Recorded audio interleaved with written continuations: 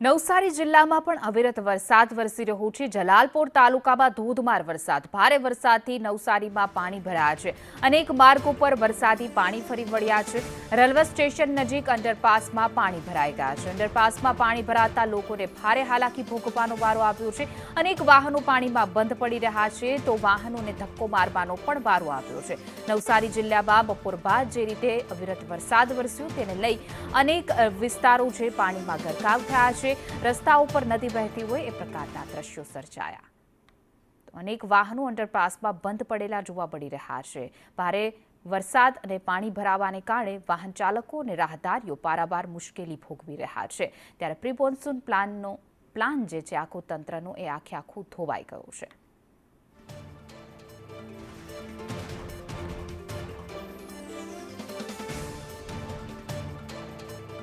વધુ વિગતો સાથે રાજન રાજપૂત આપણી સાથે જોડાઈ ગયા। જી રાજન, નવસારીમાં જે રીતે વરસાદ વરસ્યો તેને લઈ અનેક વિસ્તારો પાણીથી તરબોળ થયા છે। વાહન ચાલકોને હાલાકી, હાલ કેવી પરિસ્થિતિ, કેટલા પાણી?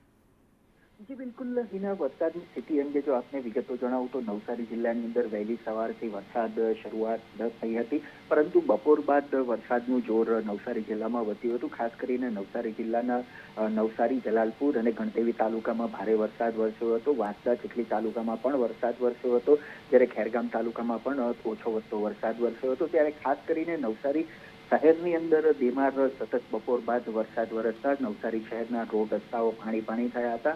નવસારી શહેરનો જૂના થાણા વિસ્તાર કહી શકાય, સ્વામી વિવેકાનંદ સર્કલ કહી શકાય, સાથે જ રેલવે સ્ટેશનના જે અંડરપાસ છે એ બંને અંડરપાસમાં પાણી ભરાયા હતા, જેને પગલે વાહન ચાલકોને ત્યાંથી પસાર થવામાં હાલાકી પડી હતી।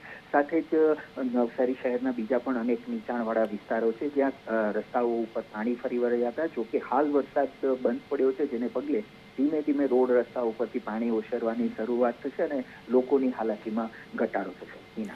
જી રાજન, સમગ્ર માહિતી આપવા બદલ આપનો આભાર।